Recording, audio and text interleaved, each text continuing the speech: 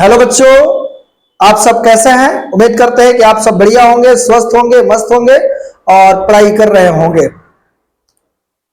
आज जो हम लोग क्लास 12th केमिस्ट्री के दूसरे लेक्चर की बात करने वाले हैं, पहले चैप्टर का दूसरा लेक्चर है। कल हम लोगों ने इसका पहला लेक्चर देखा था और उसमें बहुत सारे चीजों को बताया गया था। आज हम लोग उन सब चीजों को समराइज करेंगे और इससे आगे दो चार पॉइंट हम लोग देखने वाले हैं। यदि आप क्लास 12th की तैयारी बिल्कुल फ्री में करना चाहते हैं तो हमारे YouTube channel 4G mathematics classes के साथ जुड़ करके फ्री में आप क्लास 12th की तैयारी कर सकते हैं।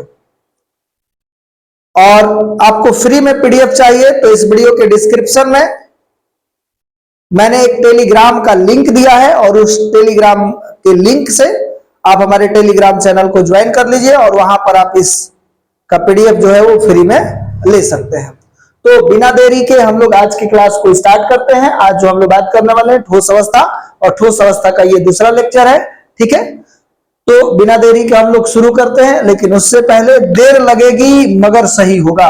देर लगेगी मगर सही होगा, हमें जो चाहिए वही होगा। दिन बुरे हैं जिंदगी नहीं।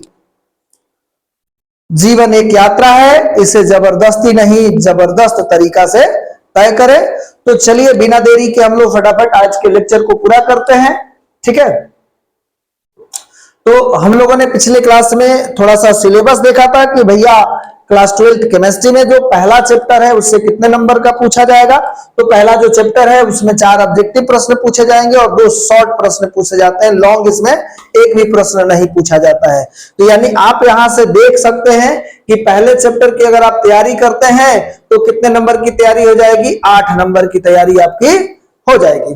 दूसरा चैप्टर में 4 ऑब्जेक्टिव पूछेगा और 2 शॉर्ट पूछेगा, तो 2 2 4, यहाँ पे 4 और 4 8 नंबर और एक लॉन्ग पूछता है। ये कितना हो जाएगा भैया, तो 5।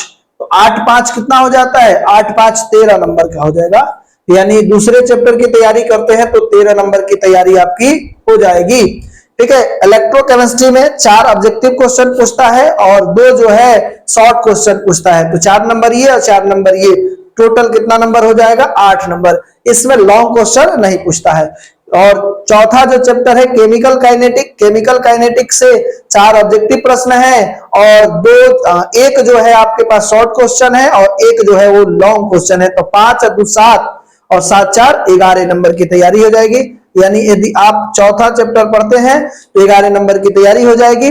5 चैप्टर जो है, 5वां चैप्टर सरफेस केमिस्ट्री है जिसमें से 4 ऑब्जेक्टिव और एक जो है शॉर्ट क्वेश्चन पूछेगा। तो 2 और 4 6 नंबर की तैयारी हो जाएगी यदि आपने 5वां चैप्टर पढ़ा। छठा चैप्टर में आप देख सकते हैं 3 ऑब्जेक्टिव है और एक शॉर्ट क्वेश्चन है और एक लॉन्ग क्वेश्चन है। तो 5 2 7 3 10 नंबर। यानी आप अगर केवल और केवल छठा चैप्टर पढ़ लीजिएगा तो 10 नंबर की तैयारी हो जाएगी।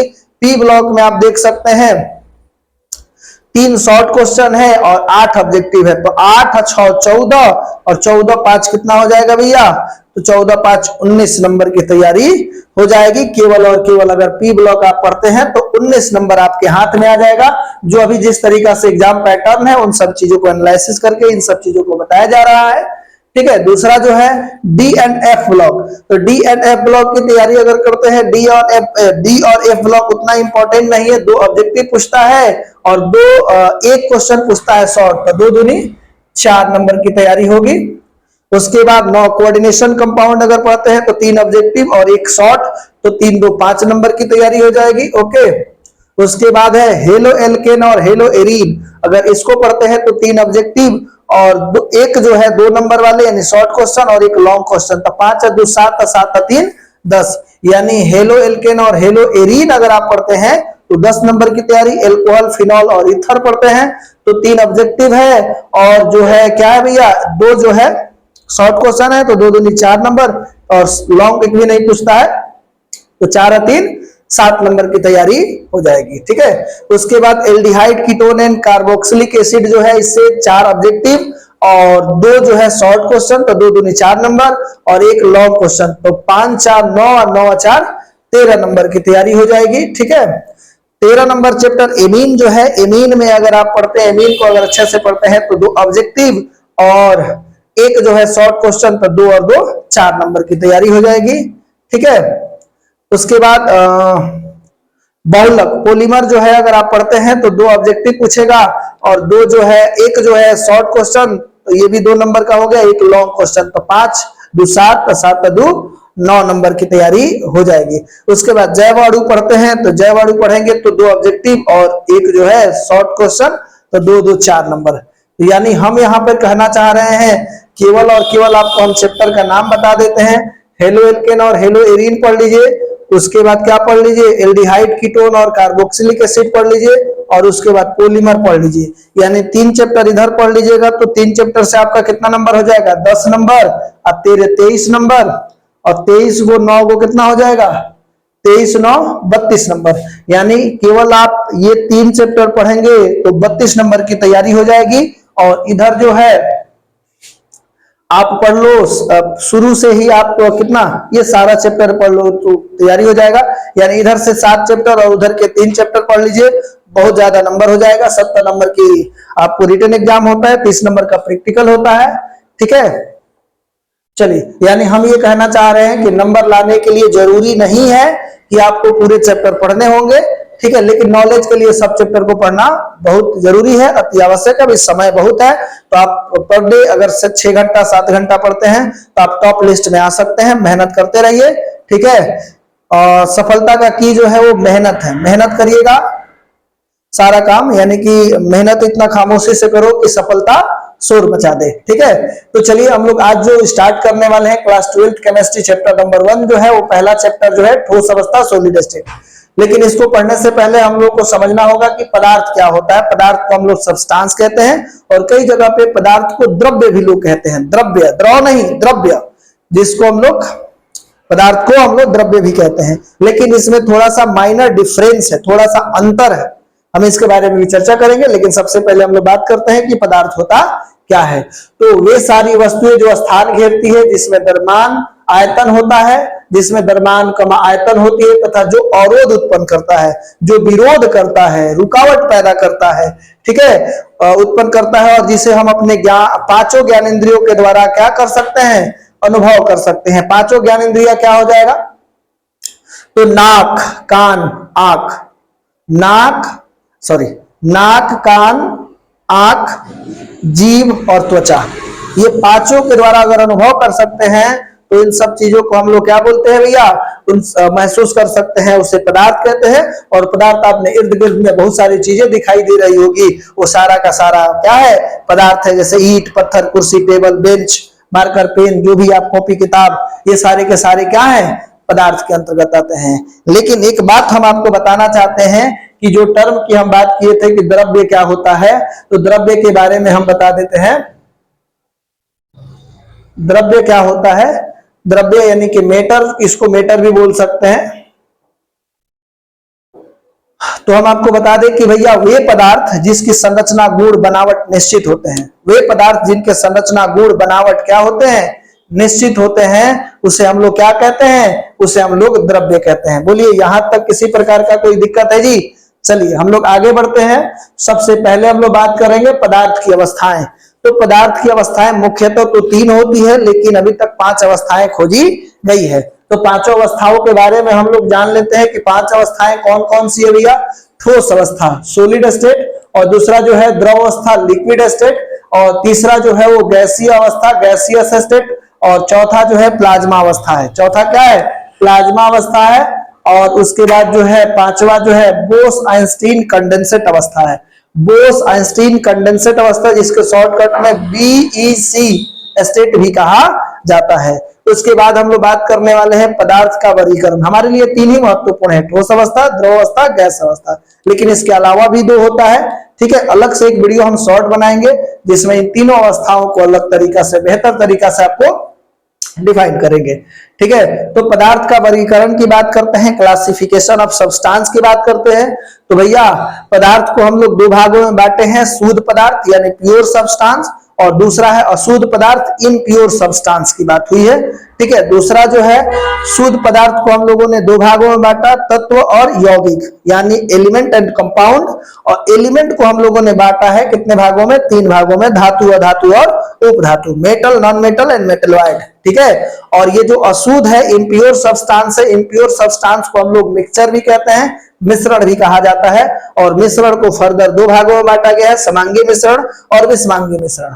मेरे को नहीं लग रहा है कि यहां तक किसी प्रकार का कोई दिक्कत होगा। ठीक है, इसी तरीका से अगर आप पढ़ना चाहते हैं तो हमारे YouTube channel 4G mathematics classes को ज्वाइन कर सकते हैं और आप क्लास 10th और 12th की तैयारी बिल्कुल फ्री में, बेहतर तरीका से, आसान भाषा में और बेहतर कंटेंट के साथ कर सकते हैं। तो हमारे चैनल 4G मैथमेटिक्स क्लासेज को ज्वाइन करना ना भूले और उसको सब्सक्राइब कर लीजिए और अपने दोस्तों में शेयर करिए, ताकि हमारे गांव देहात के जो बच्चे हैं वो पढ़ सके। हमारा लक्ष्य है गांव को पढ़ाना है, इंडिया को बढ़ाना है, पढ़ेगा गांव बढ़ेगा इंडिया, इसी के तहत मेहनत कर रहे हैं। ठीक है, और आप लोग सपोर्ट करेंगे तो जल्द से जल्द हम लोग सफल हो जाएंगे और मेहनत करना शुरू कर देंगे। बच्चों को पढ़ाने का काम हम करते हैं। ठीक है, तो बेहतर तरीका से शिक्षा देने का काम करेंगे अगर आप लोगों ने थोड़ा सा सपोर्ट किया है इस वीडियो को वायरल करने में। ठीक है, चलिए आगे हम लोग बढ़ते हैं। उसके बाद क्या है भैया, यहाँ पर हम लोग कुछ बात करने वाले हैं। जो हमने बोला था कि पदार्थ की तीन अवस्थाएं हमारे लिए महत्वपूर्ण है, उन तीनों अवस्थाओं के बारे में हम लोग बात करने वाले हैं। सॉलिड, लिक्विड, गैस, यानी ठोस, द्रव और गैस।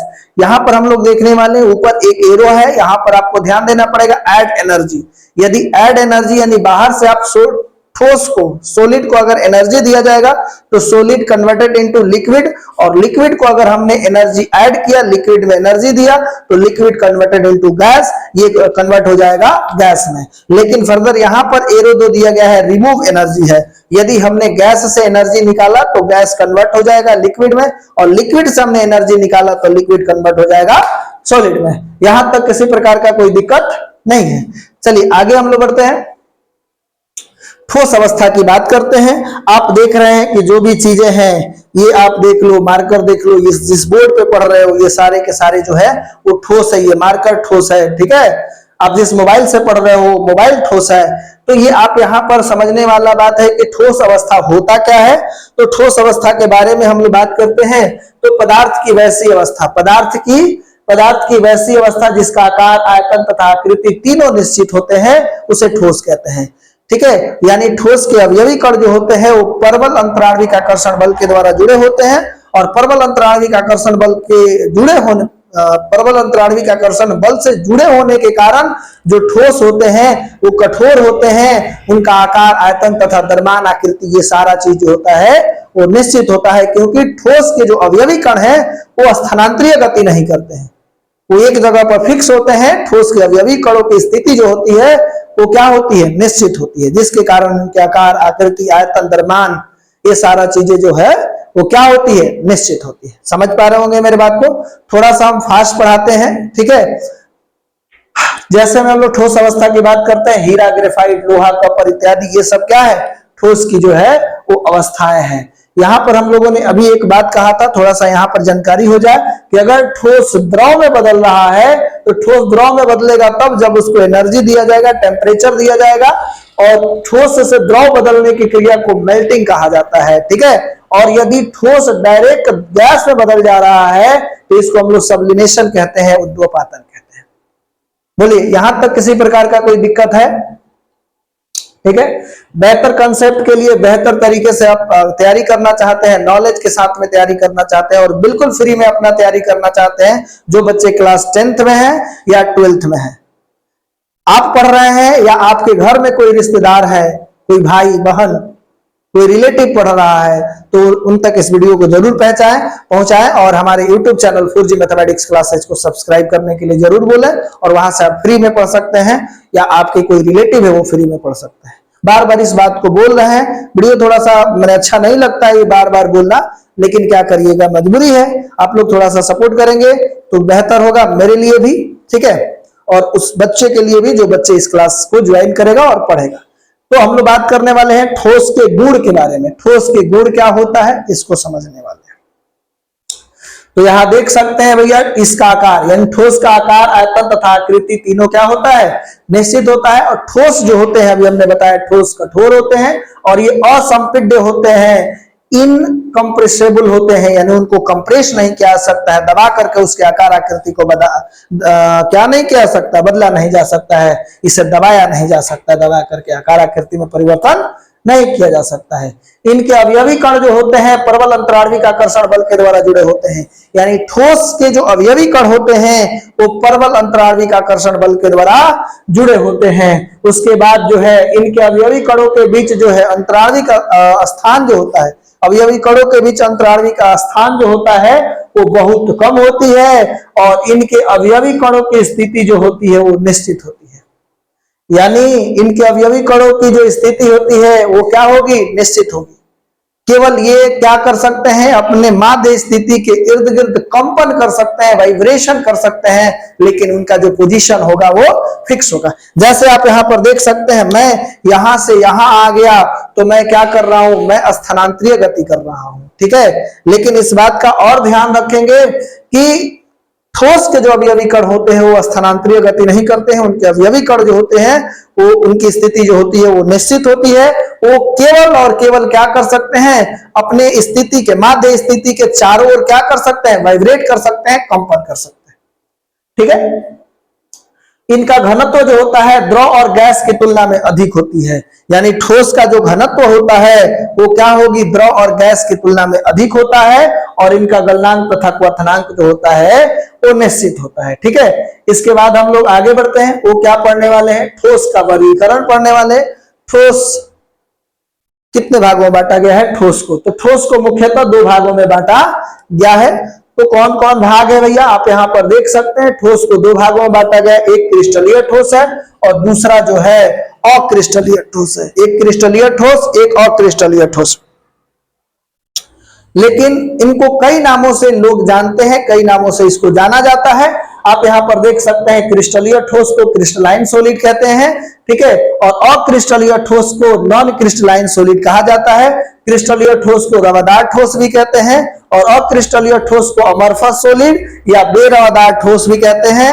क्रिस्टलीय ठोस को वास्तविक ठोस भी कहा जाता है और इसे अतिशीतित द्रव भी कहा जाता है, अवास्तविक ठोस भी कहते हैं, यानी अतिशीतित द्रव को बोलते हैं सुपर कूल्ड लिक्विड और इससे आभासी ठोस यानी सिड्डो सॉलिड। इसको क्या पढ़ेंगे भैया, इसको सिड्डो सॉलिड पढ़ा जाता है। पी साइलेंट होता है तो ये सिड्डो सॉलिड है, ठीक है। जैसे साइकोलॉजी में पी साइलेंट होता है उसी तरीका से सिड्डो सॉलिड में भी पी साइलेंट होता है, ठीक है। तो हमने देखा कि ठोस जो है उसको दो भागों में बांटा गया है, क्रिस्टलीय ठोस और अक्रिस्टलीय ठोस, और इनको कई नामों से जानते हैं और इनको भी कई नामों से जाना जाता है, ठीक है। आपको जो भी हम पढ़ाएंगे बेहतर कंटेंट के साथ पढ़ाएंगे और जो भी हमारे गांव देहात में जो बुक प्रचलित है, एनसीईआरटी हो गया, एनसीईआरटी के साथ भारतीय भवन, एबीसी, जो भी बुक है उन सभी बुकों के जो कंसेप्ट है, उनके जो पॉइंट है, उन सारे पॉइंट को इजी वे में आसान तरीका से आपको समझाने वाले हैं, ठीक है। एक भी पॉइंट आपका छूटने वाला नहीं है।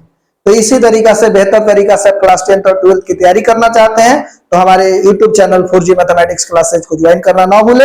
उसका लिंक इस वीडियो के डिस्क्रिप्शन में भी दे देते हैं और टेलीग्राम का लिंक भी दे देते हैं, जहां से आप हमारे टेलीग्राम को ज्वाइन करके इस PDF पैनल को भी ले सकते हैं, ठीक है। यहां तक किसी प्रकार का कोई दिक्कत नहीं है। आगे बढ़ते हैं, क्रिस्टलीय ठोस। तो हम लोगों ने देखा कि ठोस दो प्रकार के होते हैं, एक क्रिस्टलीय ठोस और दूसरा अक्रिस्टलीय ठोस। अगर कोई पूछेगा क्रिस्टलीय ठोस किसे कहते हैं तो आप यहाँ पर देख सकते हैं, वैसा ठोस जिसका अवयवी कण निश्चित और नियमित त्रिविमीय व्यवस्था में क्या होते हैं, सजे होते हैं, उसे क्रिस्टलीय ठोस कहते हैं। यानी वे ठोस जिनके अवयवी कण निश्चित और नियमित त्रिविमीय व्यवस्था में क्या होते हैं, सजे होते हैं, उसे हम लोग बोलते हैं क्रिस्टलीय ठोस। जैसे में हो जाएगा नमक, लोहा, तांबा, ग्रेफाइट, हीरा इत्यादि जो है वो क्रिस्टलीय ठोस के उदाहरण है। आप यहाँ पर भी देख पा रहे होंगे जो क्रिस्टलीय ठोस का जो फिगर है, इसमें जो अवयवी कण है, यानी अवयवी कण का मतलब क्रिस्टल जिस अवयव से बना है, जिस पदार्थों से बना है, जिन कणों से मिलकर के बना है, उनको अवयवी कण कहते हैं। और इनके अवयवी कण क्या है, एक निश्चित क्रम में सजे हुए हैं, इसलिए हम लोग इसको क्या बोलते हैं, क्रिस्टलीय ठोस। तो इस प्रकार हम लोग देख लिए कि वैसा ठोस जिनके अवयवी कण निश्चित और नियमित त्रिविमीय व्यवस्था में सजे होते हैं उसे क्रिस्टलीय ठोस कहते हैं, जैसे नमक, लोहा, तांबा, ग्रेफाइट, हीरा इत्यादि, ठीक है। यहां तक किसी प्रकार का कोई दिक्कत नहीं है। आगे हम लोग बात करने वाले हैं अक्रिस्टलीय ठोस। तो अक्रिस्टलीय ठोस किसे कहा जाता है? वैसा ठोस जिसके अवयवी कण निश्चित और नियमित त्रिविमीय व्यवस्था में नहीं सजे होते हैं, ठीक है, उसे हम लोग बोलते हैं अक्रिस्टलीय ठोस। यानी वैसा ठोस जिनके अवयवी कण निश्चित और नियमित त्रिविमीय व्यवस्था में नहीं सजे होते हैं उसे हम लोग अक्रिस्टलीय ठोस कहते हैं। जैसे कांच, प्लास्टिक, रबर, रेजिन, यानी जो भी चीजें आपको यहाँ पढ़ाया जा रहा है, अगर उसका पीडीएफ पैनल चाहिए और क्लास 12 का नोट्स चाहिए तो आप हमारे टेलीग्राम चैनल को ज्वाइन कर लीजिए, ठीक है। एग्जाम के समय में बहुत ही आपको मदद किया जाएगा, गेस क्वेश्चन के लिए सारा तरीका से मदद किया जाएगा और मेरा गेस जो है वो बहुत हद तक लड़ता है, ठीक है। आप यहाँ पर देखिए, उसके बाद क्या भैया, यहाँ पर देख रहे हैं कि क्रिस्टलीय ठोस के जो अवयवी कण हैं वो रेंडमली इधर उधर मूव कर रहे हैं, चाहे नियमित व्यवस्था में नहीं है, रेगुलर पैटर्न में नहीं है। देख रहे हैं कि निश्चित व्यवस्था में अवयवी कण नहीं होते, इसीलिए तो बोला गया है कि वैसा ठोस जिसके अवयवी कण निश्चित और नियमित त्रिविमीय व्यवस्था में नहीं सजे होते, यहाँ पर देख लीजिएगा, नहीं सजे होते हैं, उसे हम लोग बोलते हैं, ठीक है। यहाँ तक किसी प्रकार का कोई दिक्कत नहीं है। आगे हम लोग बात करने वाले हैं क्रिस्टलीय ठोस के गुण के बारे में। अभी हम लोगों ने देखा ठोस दो प्रकार के होता है, दोनों को डिफाइन कर लिए। अब क्रिस्टलीय ठोस के गुण की बात कर रहे हैं, तो भैया यहाँ पर देख सकते हैं इनके अवयवी कण निश्चित और नियमित त्रिविमीय व्यवस्था में सजे होते हैं और इनके अवयवी कण दीर्घ परासी व्यवस्था में सजे होते हैं। किस व्यवस्था में भैया? दीर्घ परासी व्यवस्था का मतलब एक सेम पैटर्न जो है बहुत लॉन्ग डिस्टेंस तक जाएगा, एक ही तरह का पैटर्न जो है वो बहुत दूर तक देखने को आपको मिलेगा, इसीलिए उनको बोलते हैं दीर्घ परासी व्यवस्था में सजे होते हैं। और जो क्रिस्टलीय ठोस होते हैं उनके गलनांक तथा क्वथनांक जो होता है वो फिक्स होता है, निश्चित होता है, ठीक है। और इनका शीतलन वक्र जो होता है वो असतत होता है। क्रिस्टलीय ठोस का जो शीतलन वक्र होगा, कूलिंग कर्व जो होगा वो असतत होता है। और क्रिस्टलीय ठोस को वास्तविक ठोस, ट्रू सॉलिड भी कहा जाता है, ठीक है। और क्रिस्टलीय ठोस जो होते हैं असमदैशिक या विषमदैशिक प्रकृति के होते हैं। आप यहां से एक बात ये भी लिख सकते हैं, क्या लिख सकते हैं भैया?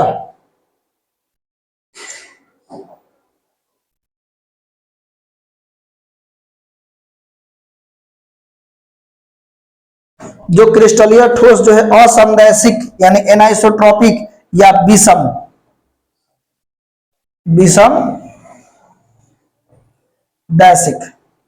विषमदैशिक प्रवृत्ति के होते हैं, ठीक है। यहां तक किसी प्रकार का कोई दिक्कत है जी?